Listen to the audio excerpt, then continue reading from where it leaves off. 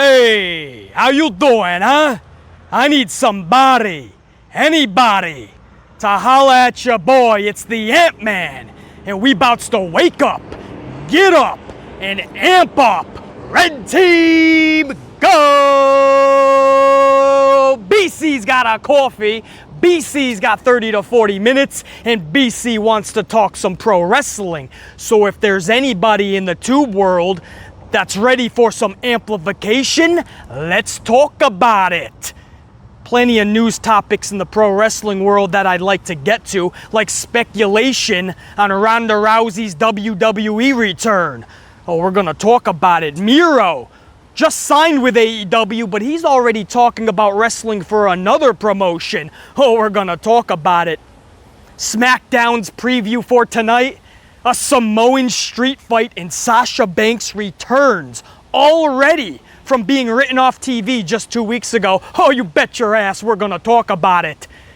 And Finn Balor giving a bullshit excuse why he won't bring back the Demon. All of this we're gonna talk about, but we have to start off with the biggest news topic in the pro wrestling world, something that has grasped our attention the past 24 hours, and that's Ricochet confirming he's not leaving WWE.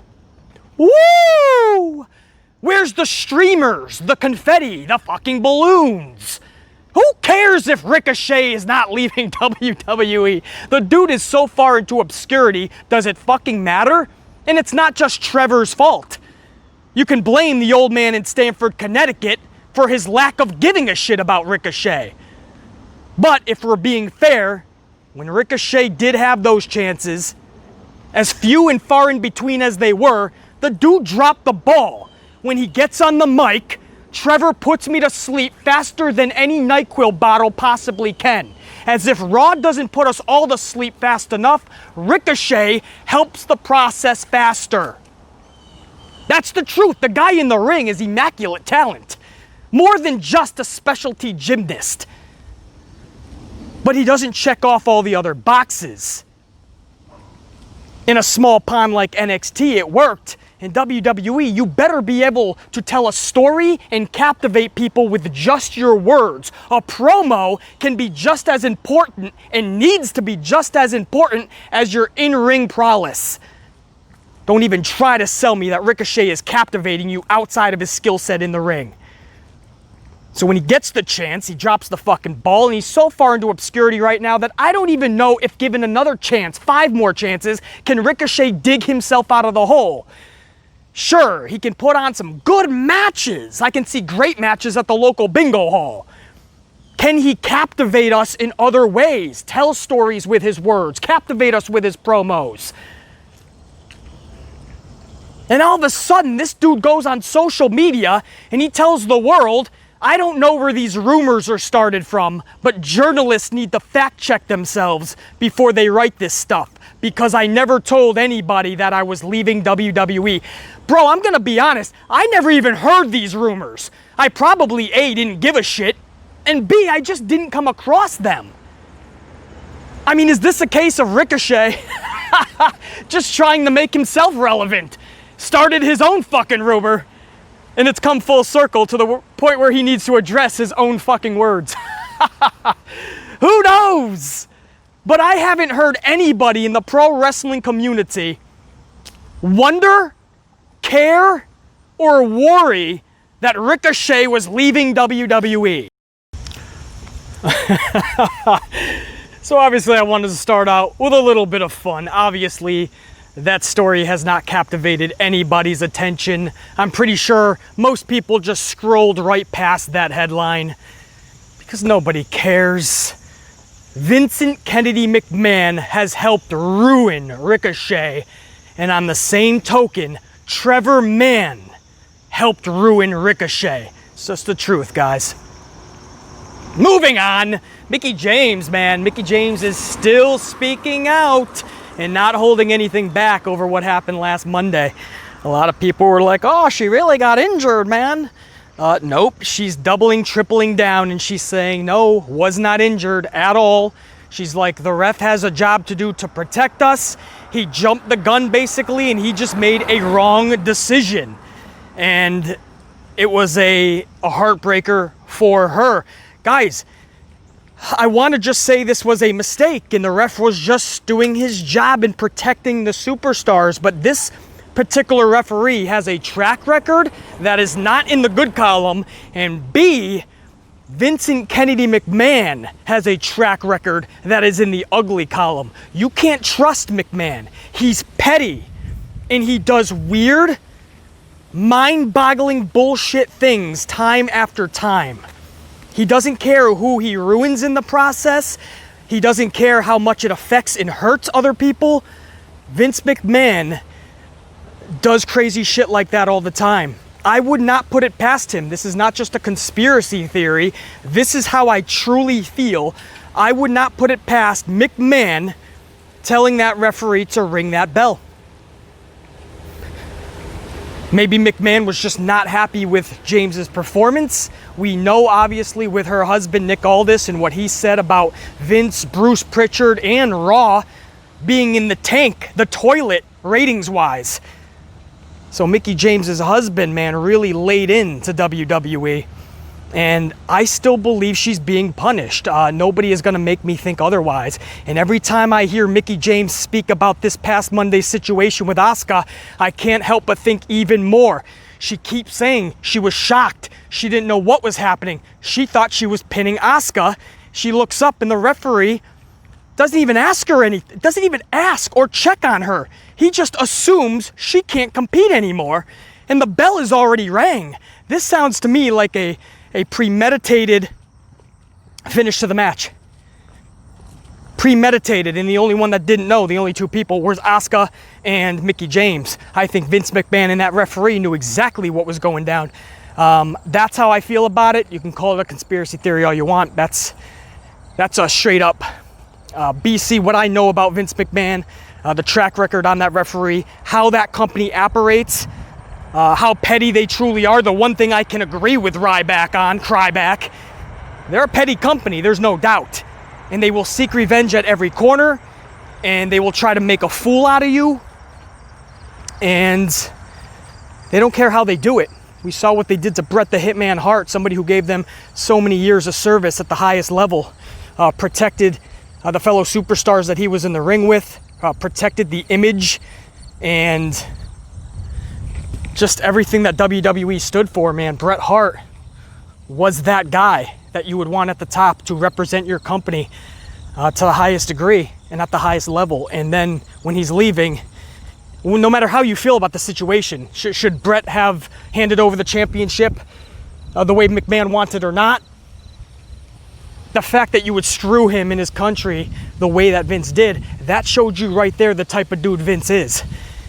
And you're supposed to, you're telling me that I'm supposed to believe that this was just the ref protecting Mickie. This happened to Mickie of all people. I'm just not buying it. And the more I hear Mickie James talk about it, I can hear the anger in her. I know she's speculating herself. She said it in the first interview with the bump. Even though she was kind of smiling, you could tell the wheel was spinning in her dome piece and the hamster was going round and around. When she said the words, "I may have been screwed." That was Mickie's words. Because she won't know. She won't really know. And I'm pretty sure she wants to give Vince the benefit of the doubt. But you can never give Vince the benefit of the doubt when it comes to a situation like that. If it comes to making you look like a fool, always think at least 50% that it was on purpose. What else? Oh, you guys hear about this one. Finn Balor. Finn Balor recently said that the reason the Demon didn't work on WWE's main roster is because they wanted to overdo the Demon. They wanted more Demon, and he feels it's something that should be a special attraction. He felt that it would ruin the regular pop collar smiley Finn Balor character. Now, first and foremost, we all can agree that the Demon should be a specialty character. 3-4 times a year tops. No question about it. Even if you want to do 2 times a year, all right. I think that's a little bit on the low end. 3 to 4 times sounds pretty fucking special to me. But if you think that WWE wasn't going to capitalize on the Demon, then you simply don't know Business 101, and I hope to God you never have your own business. The Demon sells merchandise. The Demon draws eyes to the product because the Demon is a badass character. You see, the real reason you didn't want to be the Demon, Finn, you already told us the answer. You didn't want to rest on that as a crutch, you said.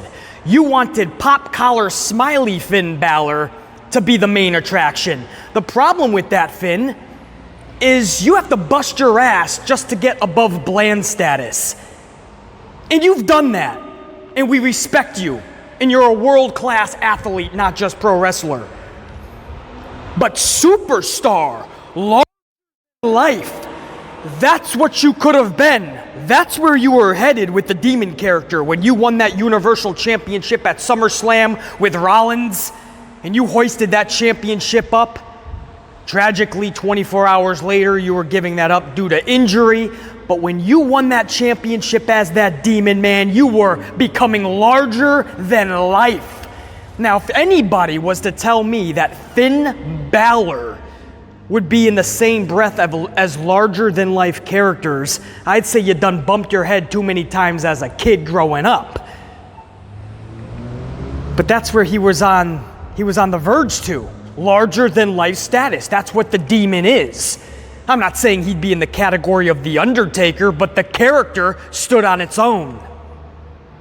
Same with The Fiend. The Fiend is an amazing character, and he can stand the test of time. 10, 15, 20 years, 30 down the road, you can talk about how epic The Fiend is.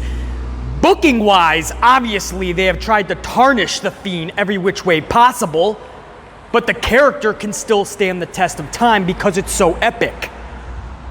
The Demon is an epic character. I understand you want it to be a specialty, and it should be. But that doesn't mean totally Xing it out of your arsenal. That doesn't mean killing the character because you think it'll ruin pop-collar smiley Finn. Just because you want to go out there with your little tiny leather jacket, your shit-eating grin, and your chiseled abs, Mr. No Donuts for Me McGee. Eat a donut once in a while, dude. It ain't gonna kill ya. Mr. No Donuts for Me McGee. We get it. You look like you just jumped off of a Calvin Klein fucking magazine. Relax, it's pro wrestling. Larger-than-life characters are okay. If the Demon was to somehow be overused into obscurity, then you can come out with pop-collar smiley. Look at the way you've been utilized the past year and a half, dude. You could say 2 years now, since you came back from injury from that SummerSlam match with Rollins. Since you came back from injury, you were booked in irrelevancy. Even when you had a championship, you were just as, if not even more irrelevant. The Demon could have helped you. You can't let your ego get in the way sometimes. You have to remember what you're doing, who you're doing it for. Characters mean everything in pro wrestling. You had one of the best characters this century. The Demon captivates people. And you let your ego get in the way, and you put it on the shelf for good. Because from what you say, they were promoting it too much, and it was hindering you. You think The Undertaker bitched and complained every time he had to go out there as The Undertaker? Do you know how much work that takes? The Undertaker has spoken numerous times about how much work goes into it. And there were times he just wanted to be the American badass because it's easier. It's just him. But no, this dude was a professional because he knows it's pro wrestling, and that's the type of character that draws eyeballs to the product. You know how much work goes into The Fiend? But the dude's a creative genius. He created the character. It's epic. And it draws eyeballs. These people just don't put it on the shelf because Bray Wyatt thinks it will hinder original Bray. Mark Calloway doesn't put The Undertaker on the shelf because it might hinder Mark Calloway. Put your ego aside, bro. Yes, we know McMahon, we know WWE, we know they will exploit an awesome idea. But at least give the character a real shot. It was still special when you put it on the shelf. We still wanted to see the demon. There was numerous times where the demon should have been utilized, and you let your ego get in the way, dude, for what? And instead of the demon, we got pop collar, smiley, chiseled, Mr. No Donuts for Me, McGee, Balor. You're not just robbing the fans of an experience. Dude, you're robbing yourself of what you could be. You want to get to the top of the mountain by just being regular old pop collar, smiley Finn Balor.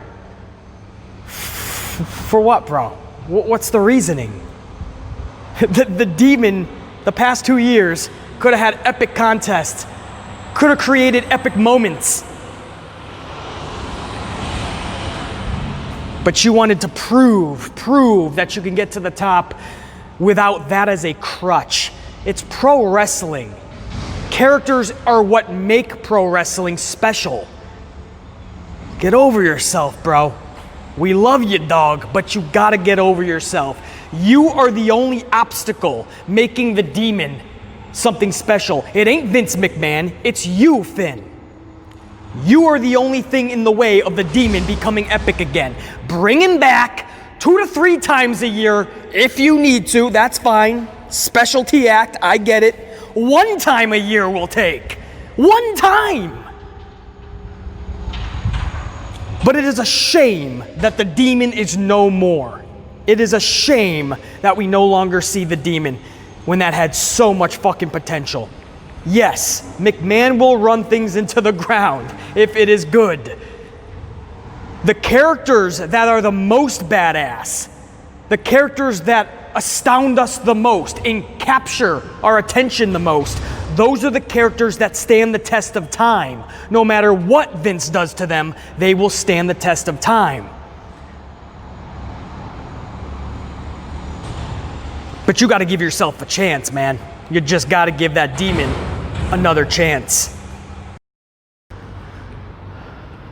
What else? Miro. You guys hear about this? Miro, formerly known as Rusev. Even though he just signed with AEW, he's teasing an appearance in New Japan Pro Wrestling. That's right, Miro was on his Twitch, I believe. These fucking kids in their Twitch, their TikToks.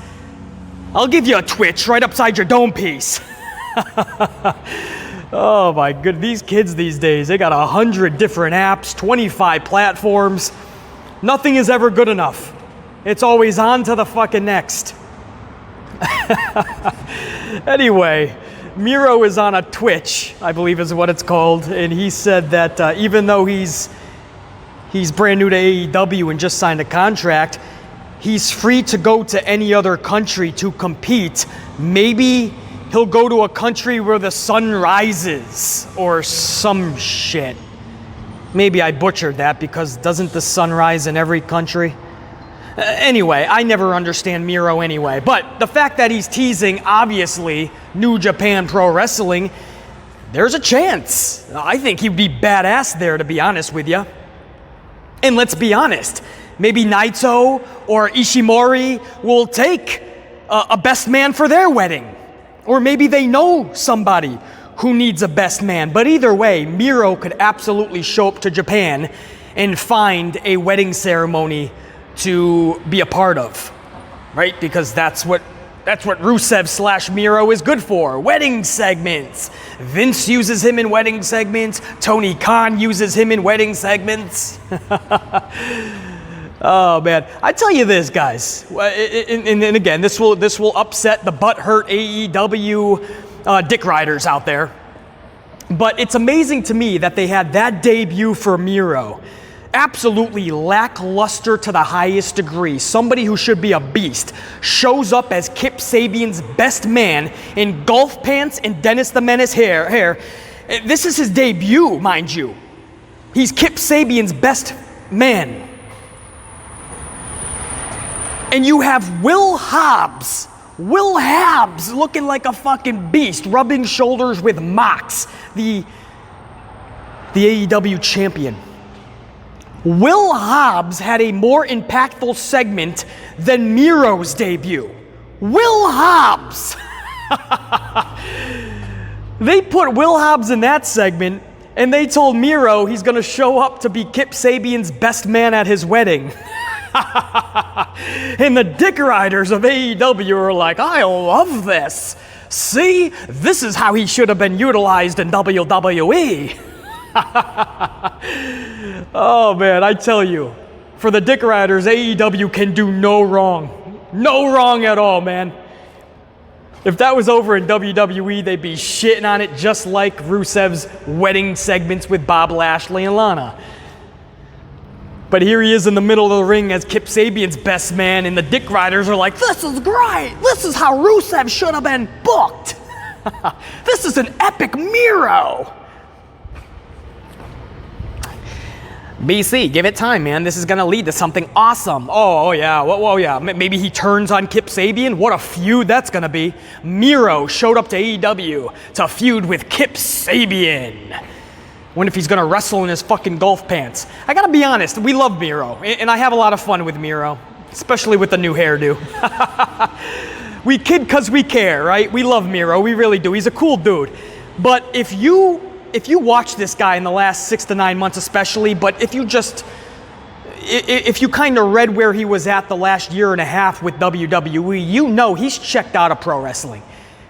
AEW may have ignited some of that passion back, but trust me, this dude is on to other things. I think he realized that he wants more than what pro wrestling can offer him. I think that's the best way to put it. You know, Miro's passion, I think Vince kind of killed that, as he does for many people, and I think a change of scenery and a different promotion will get some of that back. But unlike people like Mox, who has admitted it is fully back, and he's loving pro wrestling and loving life again. What Vince took away from him, AEW has given back to him. Mox has said that. But with Miro, I truly believe that that's never going to fully come back because Miro is kind of checked out. I think he's at a place where he just literally doesn't need pro wrestling. Where for Mox, somebody like Mox, that's a huge part of his life. Miro can take it or leave it. So I think AEW just came around at the right time, threw him a bunch of money, and he's like, cool, let's do it. You know, for Miro, it's more, hey, let's have some fun. I just truly believe nobody can ever talk me out of this. If I have a guy like Miro about to debut for my company, I'm gonna make this dude a beast. And here I am seeing him debut the way he did, then show up a week later, which was this past Wednesday, in a backstage segment, getting all excited like a couple of teenage girls ready for prom, him and Kip Sabian. I can't wait, I'm gonna throw you a bachelor party. That was Miro's second week on AEW television. All excited about throwing a bachelor party. And then you got somebody like Will Hobbs, who 95% plus of the wrestling world doesn't even know. He comes over out of nowhere and he's rubbing shoulders with the champion. They're trying to make Will Hobbs this beast status mode. I mean, people don't have a problem with that, but again, if you're an AEW dick rider, you're fucking totally fine with it, man. Basically, Will Hobbs is the shit, and basically, Miro is being booked incredibly. Why? Because it's AEW, BC. They do no wrong. And how dare you, BC? How dare you talk any negative about the W? The AEW. That's right. I must be a WWE fanboy. That's right. That's what they call you, right? I'd rather be a fanboy of anything than a dick rider of something. So always remember that. Call me a fanboy all you want. You're just a dick rider. I'll be over here. You check yourself over there. Cody asked us to always be truthful. Through the good and the bad and the ugly, always be truthful because that's the only way he can get better. They can get better as a promotion. Hey, if you choose not to tell him the truth, that's on you. I will always tell that sumbitch the truth because I respect Cody and I am an AEW fan, not an AEW dick rider. I know everything they touch doesn't turn to gold.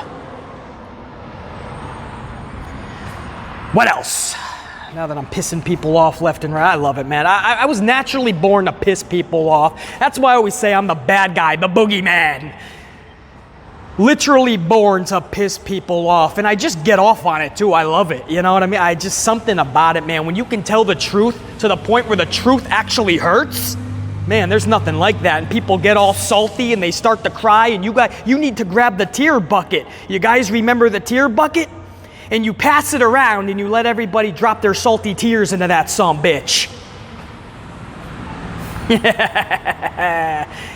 I'll tell you what I'm drinking right now, guys. I don't know if I told you yet, but a macchiato. I don't drink too many macchiatos. I ordered a mocha macchiato. I wanted some flavor in it, and I think she forgot to put the mocha in. It's straight macchiato, but I'm cool with it, man. I've drinking pure black coffee for years as it is. So a strong macchiato is, hey, bring it on, man. Sometimes I like the flavoring of the mocha, though. But she totally forgot. So my point is, this is strong as fuck, and I think now you're starting to hear the effects of it, because I'm feeling the effects of it.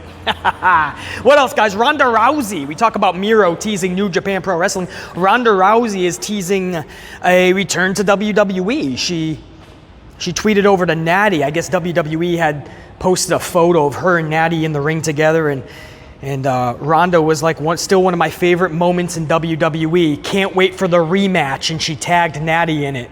Now, obviously, that's just some fun banter, but that's just another sign that Ronda is coming back sooner rather than later. I think they just want a crowd to be in attendance. But we already know, we saw the photos, that she's been training as of late yet again. She's now directly tweeting out back to WWE. And I think it's only a matter of time, guys. If they can get an audience in those arenas, you're going to see Ronda Rousey again. And I'm okay with that. And she's not going to be full-time, so relax. But I know that's still going to piss people off, because then they're going to say it's like Brock Lesnar, right? She's going to come, show up, kick everybody's ass that's been working their butts off every day of the week. And she's just going to show up, whoop everybody's ass, maybe collect titles, a huge paycheck, and then go home for 2 to 3 months at a time. Maybe, but it's Ronda Rousey, guys. In pro wrestling, name recognition and value means everything. Now, you could do it the hard way, which is working your way up the ladder, and we love that. Or you could do it by just dominating in other areas. If you can bring name recognition, though, you're going to be something huge. Brock left WWE to go to UFC, and he kicked ass. He became a brute force that people just didn't want to fuck with. So when he came back to WWE, you legit looked at him as a real badass, legit fighter. He created his own name recognition. If Ronda Rousey has that, then you utilize that, absolutely. But not just that, guys, but she showed up when she didn't have to, and she went full time. She busted her ass and trained every day, and it showed at WrestleMania when she had that mixed tag match with Kurt Angle and Stephen Triple. That you could arguably say was the match of WrestleMania. And she, you could arguably say, was the standout VIP of WrestleMania. And then she continued to whoop ass and be legit. She brought that real fight feel. I absolutely agree. You can't ruin the locker room just because she's back. So they're going to have to get more creative and think outside the box. How can we bring her back? Be the dominant badass that she needs to be. You cannot ruin the Ronda Rousey name, because it doesn't just ruin Ronda, it ruins the company. Ronda needs to be that badass, legit, dominant superstar. But you got to find a way to also build up the locker room. How do you do that? You need Ronda to destroy human beings. You need to build up the locker room simultaneously. That's where you get people like BC Amplified to work for you. But if Vince offered me a contract right now, I can't say I'd sign it, guys, because I know I'd be fired 2 days later, if even, probably 2 hours later. The second me and Vince have a meeting, I always said this, I'm going to shut the door, I'm going to lock it. I think that'll earn respect for me, though. I think Vince would respect me if I shut the door behind us and locked it, because that signifies two dudes that are about to lock horns until we reach an agreement. It's an old school thing. When you shut the door, you lock the door. And so I think Vince would respect that, or he'd get fucking scared or think I have too much big fucking balls and he'd kick me immediately out. But I would lock the door and I would fight Vince verbally, not physically, guys, unless it came to that. But I would verbally fight him. And I would call out everything that's been wrong with this company for over 10 years. And I would point out everything that needs to change. And I would say, please give me some of the keys to this kingdom and let me help. These are simplistic things. I'm not coming in to think I have all the answers. I'm not trying to just rearrange the business just because I think my ego and my shit don't stink. I am coming in to literally do the simplistic things that if we set them in motion, this company will be 1,000,000 times better off. And I will lay down the foundation in front of him, the path that we need to take to make WWE amazing yet again. I mean, these would be the first things that I would do. And he's either gonna really love and respect that and allow me to do such, or he would fire me immediately. And that's why I always say, I don't know if I would accept the contract from Vince. And people say, BC, you would jump at it, man. No, because then I move everything for what? I know I'm going right back home at that point. It's the Eric Bischoff effect, right? This guy moved across country recently to take over SmackDown in 6 months, 9 months, whatever it was. He was going right back across country to where he used to live. Fired. I've seen it time and time again. I've seen it happen to Paul Heyman and Jim Ross 10 times. Jim Cornette 4 times. I can go on and on, guys. When you have a dynamic personality like me that knows what needs to be changed, and I see just nobody caring, I can't let that slide. I don't care if your last name is McMahon or not, or Levesque or not. So, you know, you're going to have to get creative if Ronda does come back. You know, you can't destroy a whole locker room, but you do need Ronda destroying bodies. Think outside the box, man. This is where I have my most fun, man. When I have to get creative outside the box. Oh, man. So many awesome ideas come to mind. What else, guys? Let's close this up. I know we're well over a half an hour, but SmackDown's review tonight. Review. That's going to be tomorrow. SmackDown's preview, guys, WWE's official release. They're going to have a Samoan street fight tonight. We talked about it yesterday a little bit. This is obviously WWE's answer to AEW's parking lot brawl. So now they're going to have a Samoan street fight. This is going to be cousins Jey Uso and Roman Reigns versus Baron Corbin and Sheamus. If that match sounds familiar, it's a rematch. We just saw it last week. And we're probably going to see it again next week. So for everybody that's saying, I don't think Roman should turn on Jey right off the bat. Let it last a few weeks until Clash, and then he turns on him at Clash. Well, there you go. You got what you wished for. Now we get this bullshit rehashed storyline of just two cousins with friction, with tense glares, is what WWE.com labeled it as.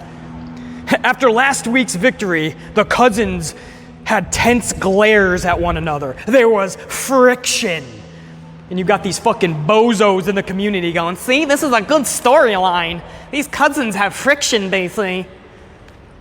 Hey, BC, you missed the subtleties, BC. You missed the tense glares. I didn't miss anything other than the fact that you're an absolute dipshit to the highest degree, a bozo clown.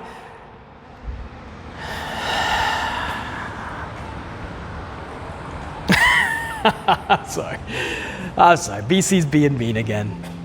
If we just turn this guy full throttle, legit heel, turn on your cousin, and then for the next 2 weeks to get us to Clash, we have an awesome outside of the box type of a storyline. Jey wants retribution. He can't seem to find it with Roman. He can't get it. And at the Clash, Roman beats his ass. Jey loses nothing. He's part of a tag team, and this just does what it needs to do. Bump Roman Reigns to the status in the spot that he needed to be in for years now. A fucking legit, badass, bona fide heel. If you're dragging this on as a tweener because he's a cousin, then we're still playing the in-between Roman game. And it's just going to make this supposed heel turn lackluster. The longer we wait this out and drag it out, Roman's heel turn becomes that less important. It's the truth. Right from the gate, right from the jump, he should have been whooping that ass. And when he beats his cousin's ass, right out of the gate, That's telling the world, without a shadow of a doubt, any speculation, no blurred lines, Roman Reigns is a heel and he's here to whoop everybody's ass, wreck everything, and leave. But he shows up with Paul Heyman, you think he's a heel, and then he's right there with his cousin. But there's friction, BC. That's not a fun storyline. If that is a fun storyline for you, you are an absolute fucking imbecile. You will accept any mediocrity with your little wooden spoon and wooden bowl, and you'll look up at Mr. McMahon and you'll say, "Please, sir, can I have some more?" And Vince will be like, "Of course, more. There's always enough bullshit." But you have bozos in the community where this is fun for them. This is an interesting storyline, this cousin storyline. Forget what it's doing for Roman. Roman wins nothing here. Okay, so Roman turns on Jey Uso at Clash of Champions. Is that really going to be that much more fun for you guys? When that happens, you're going to go, "See? I told you, that was epic." No. You have them with an already internal family feud going into the Clash. The story needs to be told. I don't want the story being told at the Clash. That's the culminating match. And we just wasted another 3 weeks of, is Roman really a heel or not? So in short, there's a lot worse that's happening from dragging this out than good. If you weren't a bozo, if you weren't an imbecile, you would see that. Come on, stupid, open your eyes.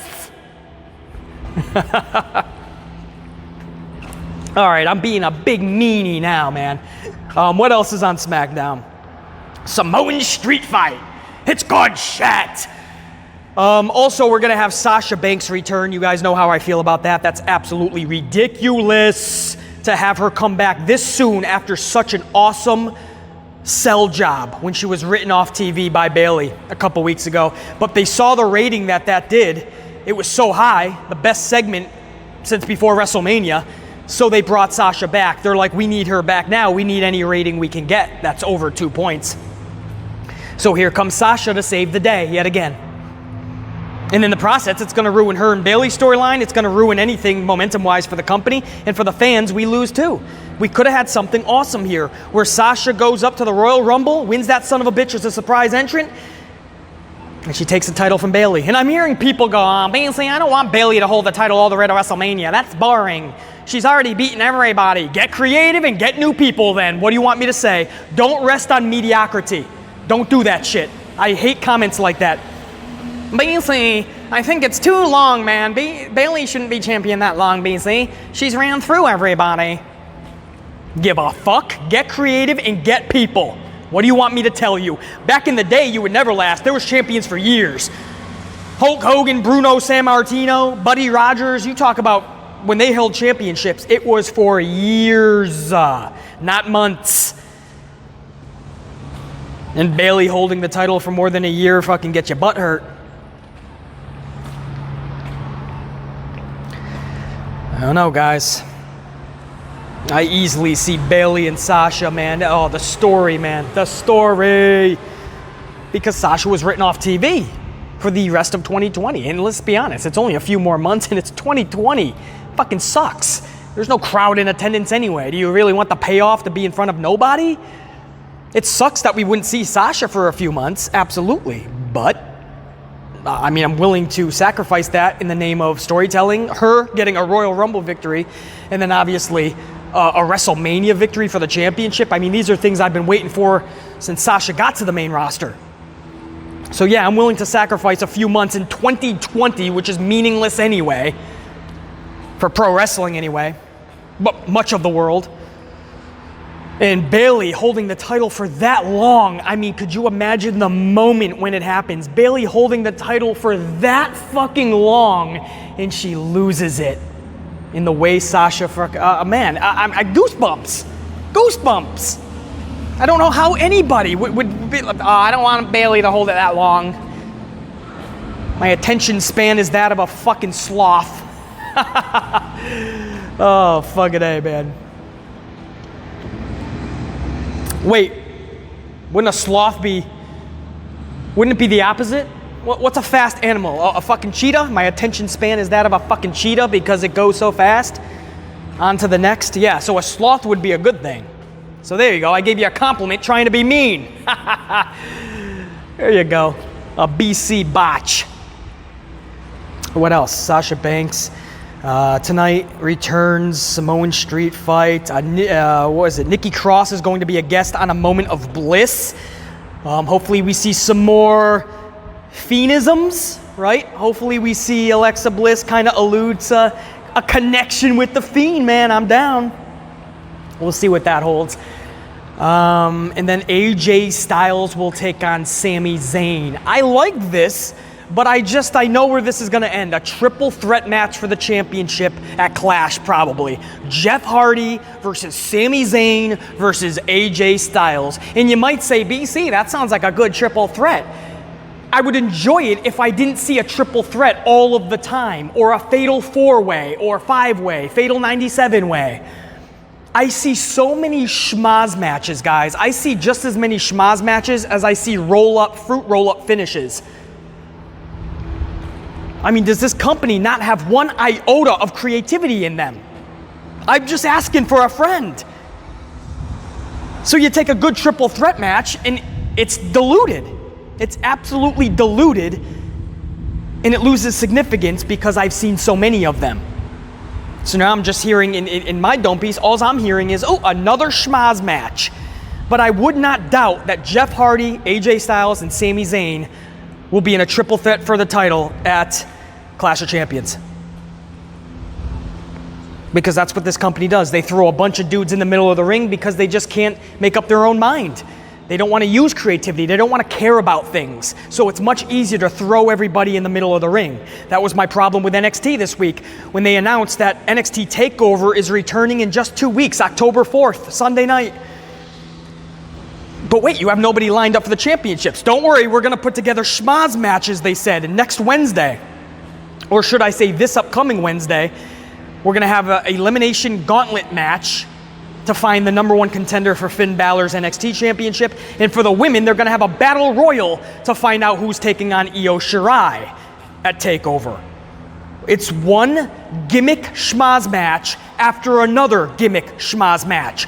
NXT is becoming just as bad as the main roster. Anyway, that's your SmackDown review as well. All right, we're well over a half an hour now, guys. So what the Amplified Man is going to do is down the rest of this macchiato, kick this weekend's ass. I'll be with you one more time this weekend, and that's for SmackDown's review and reaction. So look for that in the next 24 hours as well. Until then, you know what I need you guys to do, and that is whoop that ass. I said whoop that ass. Red team, go! Ha ha! Rockstar status. Amp unit, wake up, get up, and amp up. Check you later.